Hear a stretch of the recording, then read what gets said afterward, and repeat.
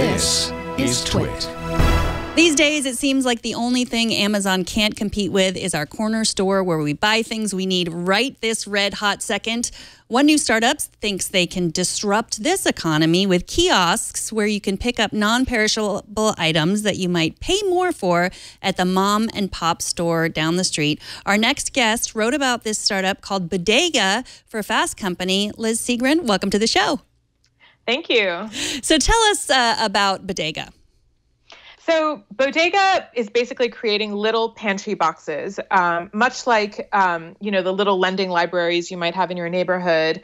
They're just little boxes that are 2 feet by 5 feet. And they're full of the stuff that you might need, stuff that you would ordinarily get from a convenience store. And then you basically just use an app to open it, take out what you need, and the device automatically recognizes what you took out. So it's totally unmanned. It's a little tiny convenience store that doesn't require any human to man it. So you wrote this story this morning on the day they launched, and then it took on a little bit of a life of its own. It was trending on Twitter. People love their bodegas. They also love their bodega cats. Was this surprising to you that so many people had such strong feelings about your piece?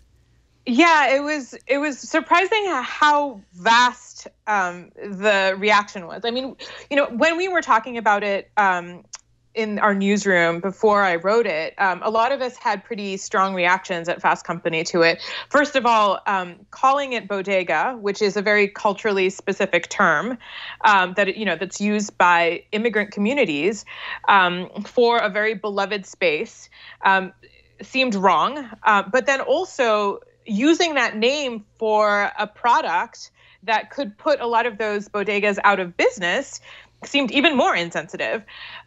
So clearly we had a strong reaction to this. So when I was reporting the story, I decided to ask them about their name. And then I also went out to various people who own bodegas and who are in charge of bodega associations to see what they thought.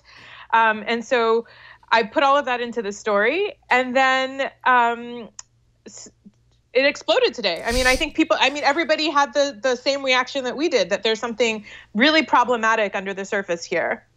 Yeah, it's so interesting because Mike Murphy from Quartz, who we have on the show often, also wrote a piece similar to yours, but he mentioned that maybe it wasn't the best idea to use the word, to call it bodega, but he didn't really take that angle at all. And, it was a very different reaction. What I loved about your piece is you specifically asked the creators, you asked them this question. It wasn't like you just sprung this on them. You asked, does it seem strange that you would use the word bodega, and tell our audience how they responded to you. So I asked Paul McDonald, the CEO and the founder, and he said, no, he didn't think that it was a problem. He understood where I was coming from, but he said that they did a survey in which they talked to people from the Latin American community, and 97% of them had no problem with it. And so that was kind of the end of the story for them. And so that really raises a lot of questions about who they were asking. And it sort of, it makes you wonder whether they're really talking to many people who live in communities where there are bodegas. It didn't sound like they talked to many bodega owners. It seems like, they were sort of isolated from the very communities whose names they were appropriating. Mm-hmm.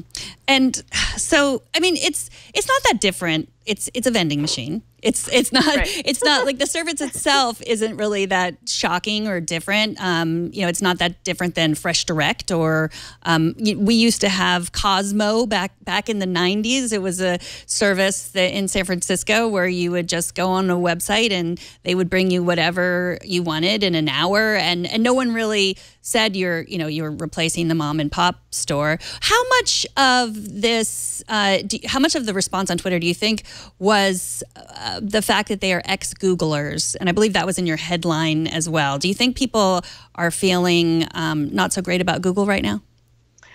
I don't think it's that at all. I honestly think that it has everything to do with the name.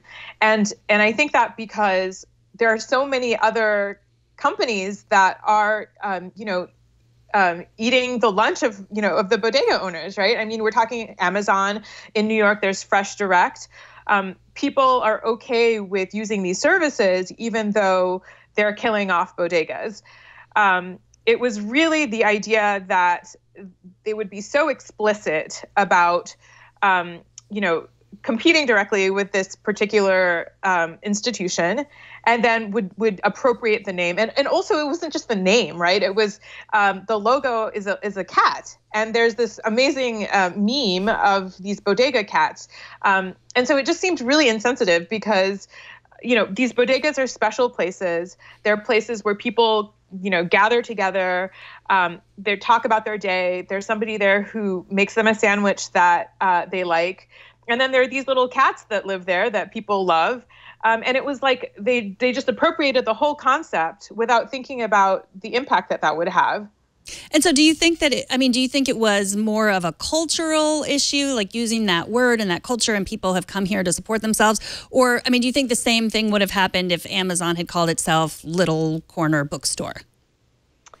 I think it's definitely a cultural issue. And I think that we, as a society, we've sort of been okay with having all these different companies come in and disrupt, jobs and disrupt institutions that we like. Think about Uber, right? It's the same concept. But, it would be as if Uber had used a racially charged, culturally specific term and just blatantly sort of gone after the livelihoods of taxi drivers while also appropriating some aspect of their culture. I think it was the combination of, the name and what they were trying to do that really ticked people off. I don't actually think that the Google part was central to people's angst here. Yeah. I do think that there were issues in the early days of Uber where they had names that sort of sounded like taxi and cab, and it was Uber Cab, I think maybe they were called in the beginning. Yeah, I think so. Yeah, right. And then they fixed it, right? And they changed it. And so I guess one question that's going to come up now is whether Bodega is going to quietly change their name, or what the best thing to do about the name is right now. So Paul McDonald posted on Medium about sort of giving a half apology. Has he reached out to you, or have you spoken with him today? No, he never reached out to Fast Company specifically. So yeah, he sort of apologizes, but if you read the comments in the Medium post, there are a lot of people saying it was a sorry, not sorry kind of thing. But I do wonder if they will change their name at this point.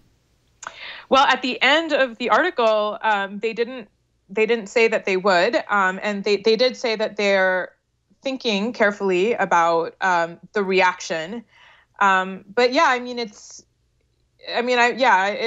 I wonder what they're going to do now. I think they're probably having some difficult conversations over there. Well, I think a lot of people are saying like, oh, it's just a vending machine. It's no big deal. Everyone's freaking out on Twitter. But I think it's time to freak out a little bit about these kinds of things. Like as we move into, we just try to disrupt everything without thinking, without talking to people. So I really appreciate you writing this, Liz, and thanks for taking the time. Liz Segren is a staff writer at Fast Company, and she is Liz Segren on Twitter. Thanks so much for coming on. Thank you so much. Have a great day. Bye-bye. Bye.